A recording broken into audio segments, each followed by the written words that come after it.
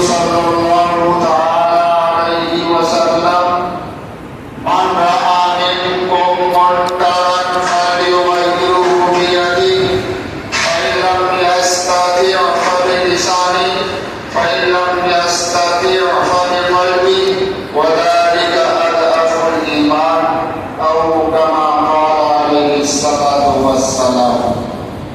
محترم سامعین، اللہ تعالیٰ کا بےحد فضل اور کرم ہے کہ اللہ تعالیٰ نے صحت و عافیت کے ساتھ اپنے گھر میں جمعے کی نماز پڑھنے کی توفیق عطا فرمائی. اللہ تعالیٰ ہمیشہ ہم سبوں کو نیکیوں کی توفیق دیتا رہے. کلام اللہ کی آیت کریمہ ظہر الفساد فی البر والبحر بما کسبت ایدی الناس میں یہ کہا گیا کہ جب بھی خشکی اور تری میں فساد برپا ہوتا ہے، حالات خراب ہوتے ہیں، تو کہیں نہ کہیں تمہارے ہاتھوں کی یہ کمائی ہے، تمہارے اعمال کو دخل ہے، تمہاری زندگی کو ضرور اس میں دخل ہے کہ تمہاری زندگی کیسی گزر رہی ہے. یہی وہ اس کا نقشہ ہے اور یہی اس کا نتیجہ ہوا کرتا ہے. اور سچی بات یہی ہے کہ پیارے حبیب صلی اللہ تعالی علیہ وسلم نے آج سے 1400 سال پہلے ہی یہ ارشاد فرما دیا تھا کہ اعمالکم واموالکم، جیسے تمہارے اعمال ہوں گے ایسے ہی تمہارے اوپر نگراں متعین کیے جائیں گے.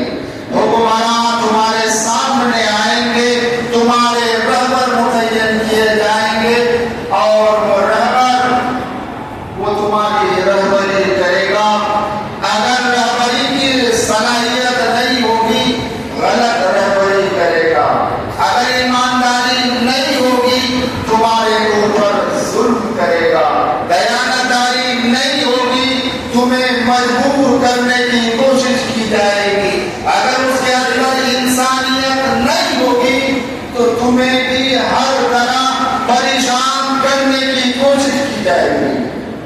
آج یقیناً حالات ہم سبوں کے سامنے یہی ہے کہ ایک بعد دیگر حالات سنگین سے سنگین ہو رہے ہیں، بلکہ کیے جا رہے ہیں، اور پریشانی اور اس ہندوستان میں کھانا جنگی کی شکل پیدا کرنے کی کوشش کی جا رہی ہے. اور میں اس لیے کہہ رہا ہوں اور ہم سبوں کو سمجھنے کی بھی ضرورت ہے، غور کرنے کی بھی ضرورت ہے. آج ہم لوگوں نے پڑھنا، سمجھنا اور حالات سے آگاہ ہونا چھوڑ دیا ہے. تقریباً 8 اگست کو ہندوستان میں وقف ترمیمی بل 2024 پیش کیا گیا تھا.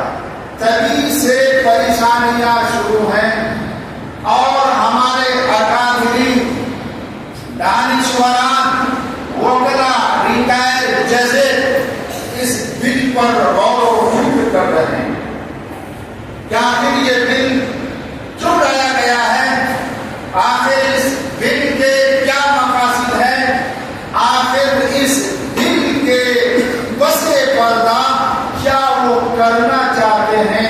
مکمل ریسرچ ہو رہا ہے، ایک چیزیں نیٹ میں بھی آ رہی ہیں، تحقیقات کر کے لوگ اپنے تاثرات دے رہے ہیں. لیکن آپ سبوں کو اس کی خبر ہے یا نہیں، آپ دیکھ رہے ہیں یا نہیں، اس بل کو سمجھ رہے ہیں یا نہیں سمجھ رہے ہیں، حالات سے واقفیت کی کوشش آپ کر رہے ہیں یا نہیں کر رہے ہیں، ہمیں اس کا علم نہیں. لیکن حالات سے واقفیت رکھنی چاہیے. ہمارے خیال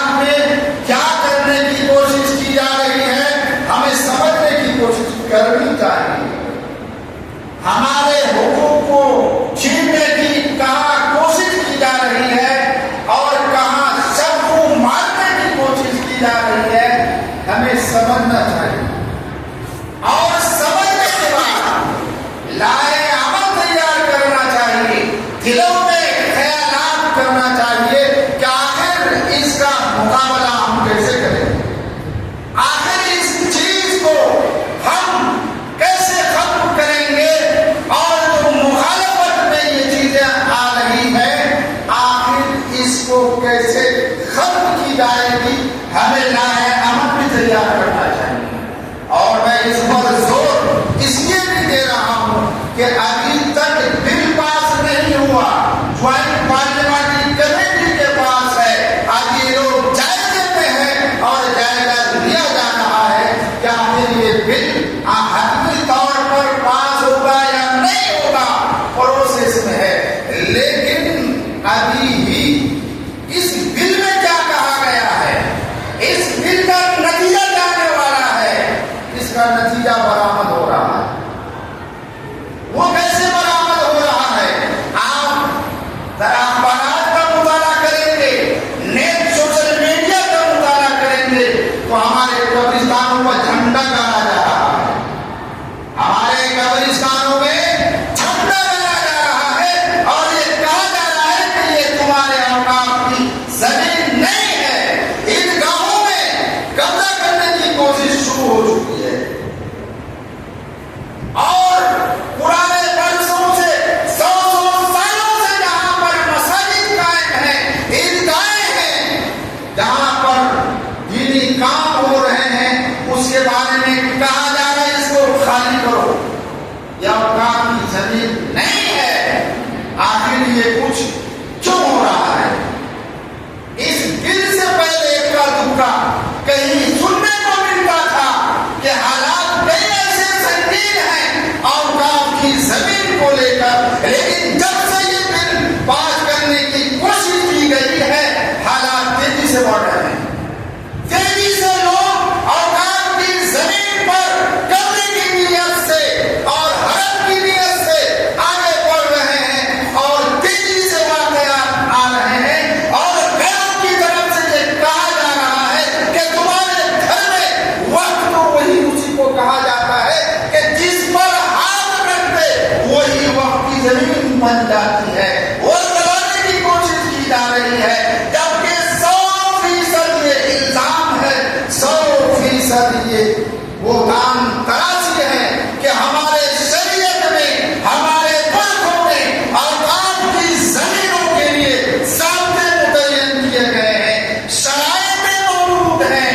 اور پیارے حبیب صلی اللہ علیہ وسلم کی ایک حدیث کا ذخیرہ موجود ہے کہ یہ وقف کی زمین کہی جائے گی، اس طرح سے تمہیں وقف کرنا ہے اور اس طریقے سے تمہیں زمین کو دینا ہے تو وقف سمجھی جائے گی، ورنہ وقف نہیں سمجھی جائے گی۔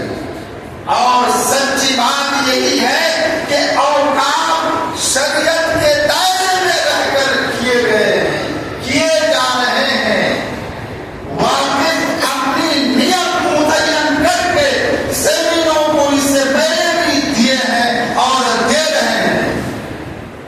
اور یہ حالات اتنے تیزی سے کیوں بڑھ رہے ہیں؟ اس لیے کہ اس بل میں کہا گیا ہے کہ جو برسوں سے وقف کی زمینیں ہیں، جو سال سے عیدگاہیں ہیں جہاں پر تمہاری نمازیں ہو رہی ہیں، برس سے وہ قبرستان جہاں پر تم لوگ مدفون کیے جا رہے ہو، اس کا کوئی اعتبار نہیں ہے، اس کے لیے کاغذ چاہیے، اس کے لیے دستاویز چاہیے، تب ہم مانیں گے کہ یہ وقت ہے، ورنہ وقت نہیں ہے۔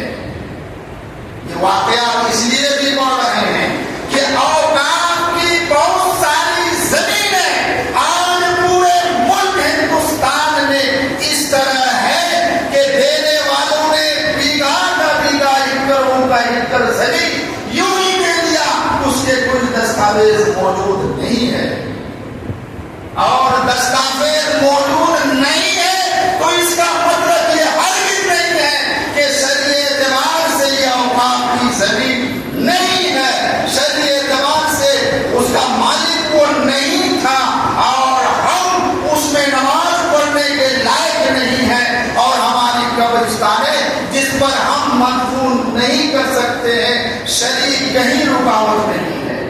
شریعت میں اس کو بھی اوقاف کی زمین مانی گئی ہے اور یہ وقف کی زمین مسلم ہے، لیکن یہ بل شریعت کے خلاف میں پاس کر کے یہ کہنے کی کوشش کی جا رہی ہے اور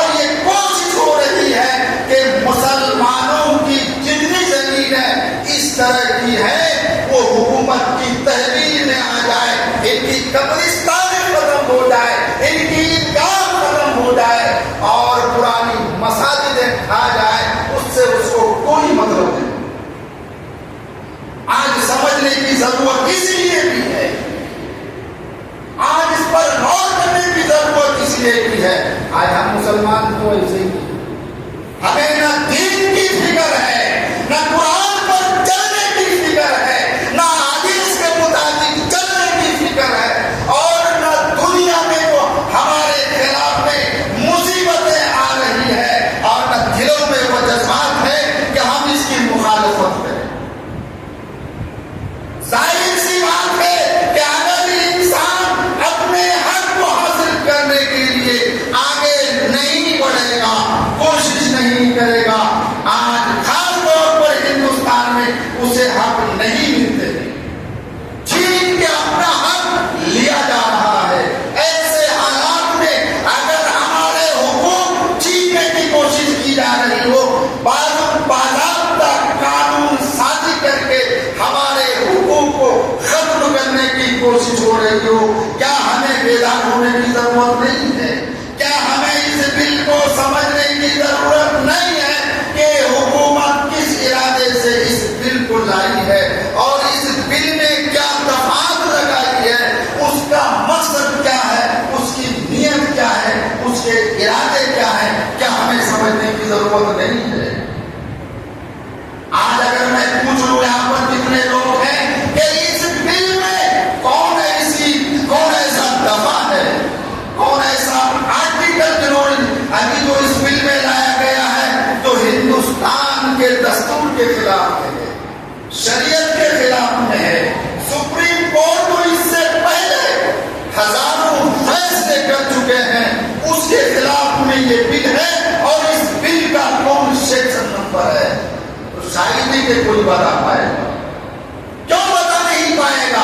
اس لیے کہ اسے کوئی جذبہ بھی نہیں، کوئی فکر بھی نہیں ہے، کوئی احساس بھی نہیں ہے. دماغ میں آ گئے، آدھی تقریر جگہ میں سنا، آدھی تقریر نیندی میں چلے گئے، اور کاغذ پہ سنی، نگاہ کاغذ پہ 2 منٹ زیادہ نہیں ہونا چاہیے. لیکن ان ممبروں میں محراب سے کوئی پیغام دیا جا رہا ہے. سمجھنے کی کوشش آپ کو کرنی چاہیے، سوچنے کی ضرورت ہے، سمجھنے کی ضرورت ہے. اگر آج بھی ہم نہیں سمجھیں گے، غور نہیں کریں گے، حالات سے ہم نبردآزما نہیں ہوں گے. یقین جانیے اس سے بدتر حالات پیدا کیے جا سکتے ہیں، اس سے بدتر سنگین قانونی ضوابط ہمارے سامنے لا کر ہمیں ہندوستان سے خالی کرنے کی کوشش کی جائے. آپ نے سنا ہوگا کہ 2 دن پہلے کا واقعہ ہے، ایک ودھائک جیتا ہوا برملا جلسے میں کہہ رہا ہے کہ اگر تمہیں ہندوستان میں رہنا ہے، ہندو بن کے تمہیں رہنا. ابھی 2-4 دن پہلے کا واقعہ ہے. کیوں یہ کہا جا رہا ہے؟ کیوں یہ برملا اعلان کیا جا رہا ہے؟ اس کی گرفتاری کیوں نہیں ہو رہی ہے؟ حکومت کی طرف سے اس پر اس کی سزا کیوں نہیں مل رہی ہے؟ آخر وجہ کیا ہے؟ ان حالات کو سامنے رکھ کر ہمیں سمجھنے کی ضرورت ہے. اور آرٹیکل 14 جو ہندوستان کا دستور ہے، جس میں یہ کہا گیا کہ اس ہندوستان میں رہنے والے سب کے لیے برابری کا حق ہے. آرٹیکل 14، آرٹیکل 25 میں ہندوستان کا دستور یہ کہہ رہا ہے کہ اس ہندوستان میں رہنے والے سب کو اپنے اپنے مذہب کے مطابق چلنے کی آزادی ہے، کوئی رکاوٹ نہیں ڈال سکتا ہے. ہندوستان کے آرٹیکل 26 میں یہ کہا گیا ہے کہ اس ہندوستان میں مذہبی اعتبار سے تمام اس کے مذہبی امور کو انجام دینے کی آزادی اسے حاصل ہو. لیکن یہ بل آرٹیکل 14، آرٹیکل 25، آرٹیکل 26 کا کھلا ہوا وائلیشن ہے، کھلا ہوا خلاف ورزی یہ کر رہا ہے. اور یہ حکومت کہہ رہی ہے کہ وقت آئندہ اس بل اور پاس ہونے کے بعد وہی کر سکتا ہے، یا اسی کا وقت کیا ہوا مانا جائے گا جو 5 سال تک مسلمان کی حالت میں رہے گا. 5 سال مسلمان کی حالت میں نہیں ہوگا. وقت کی زمین اگر وہ وقت کیا ہے نہیں مانا جائے گا، اور آج اس کی زمین کی ریسٹ بھی نہیں ہوگی اس بل کے پاس ہونے کے بعد. اور اس بل میں کہا گیا ہے اور سچا مسلمان 5 سال اسی حالت میں ہوگا تب اس کے وقت کیے ہوئے کو مانا جائے گا. اگر ہمارے پرخوں نے 100 سال پہلے کوئی زمین مسجد کو دے دی ہے, اس بل کے پاس ہونے کے بعد اگر آپ رجسٹری کے لیے جائیں گے تو وہاں کا جج پوچھے گا کہ کیا یہ مسلمان کی حالت میں 5 سال تھا؟ یہ کہے گا جی حضور ایمان کی حالت میں تھا. لیکن اس بل میں وضاحت نہیں کی گئی ہے کہ وہ اچھا مسلمان تمہارے نزدیک کون ہے. ہمارے یہاں تو فرقے بہت ہیں نا, کوئی اہل حدیث ہے, کوئی بریلوی ہے, کوئی دیوبندی ہے, نہ جانے کتنے کتنے ہیں. اس کی وضاحت اس بل میں نہیں کی گئی ہے. وہ جج صاحب پوچھے گا کیسا مسلمان تھا, اس کی وضاحت بھی اس بل میں نہیں کی گئی ہے. داڑھی والا ہوگا, 5 وقت نماز پڑھنے والا ہوگا, یا صرف جمعہ پڑھنے والا ہوگا, یا صرف سال میں عیدیں پڑھنے والا ہوگا, تمہارے نزدیک سچا مسلمان کون ہے؟ اس بل میں وضاحت کرو. اس بل میں اس کی وضاحت نہیں کی گئی ہے. آج سے جج کہے گا اگر داڑھی والا وقت نہیں کیا ہے تمہارے وقت کی جائیداد نہیں مانی جائے گی. یہ سرکار بہار کی ضرورت. اگر 5 وقت نماز نہیں پڑھتا تھا, اگر وہ کیا ہے, جج کہے گا تمہارے اوقات کا کوئی اعتبار نہیں. اس بل میں مبہم رکھا گیا. میں مثال کے طور پر ایک چیز آپ کے سامنے رکھ دیا. آج اس کو ہمیں سمجھنے کی ضرورت ہے, غور کرنے کی ضرورت ہے. اور سب سے بڑی بات یہ ہے کہ ہمیں اللہ سے دعا بھی کرنی چاہیے اور اللہ سے لو بھی لگانی چاہیے کہ اللہ اگر ہماری مصیبت یہ آئی ہے, اس مصیبت کو ٹالنے والی ذات تو ہی ہے. اور ہمیں بھی اپنے معاملات کا محاسبہ کرنا چاہیے, اپنی زندگی کا محاسبہ کرنا چاہیے کہ کلام پاک سے دوری کا نتیجہ تو یہ نہیں ہے. پیارے حبیب صلی اللہ علیہ وسلم کی تعلیمات پر عمل نہ کرنے کا یہ نتیجہ تو کہیں نہیں ہے, کہیں ہمارے اعمال وقت کا یہ نتیجہ تو نہیں ہے. اللہ تعالیٰ سے اپنے اعمال کا محاسبہ بھی ہونا چاہیے, اللہ سے دعا بھی کرنی چاہیے, اور اس بل کو سمجھنی بھی چاہیے. اور ہمارے اکابرین جو کچھ بھی حکم کریں ہمیں اس پر تیار بھی رہنا چاہیے کہ ابھی ہم لوگ اگر اپنے حقوق کے لیے تیار نہیں ہوں گے, ہم حکومت سے مطالبہ نہیں کریں گے, اسے مجبور نہیں کریں گے, تو یقین جانیے کل ضابطے کے تحت قانون بنا کر ساری چیزیں چھینی جائیں گی اور ہم دیکھتے رہ جائیں گے, چلاتے رہ جائیں گے. پھر وہ دیکھنا, وہ چلانا ہمارے لیے کوئی کام نہیں ہوگا. اللہ تعالیٰ ہم سبوں کو کہنے سننے کے مطابق اس پر ہم سبوں کو عمل کی توفیق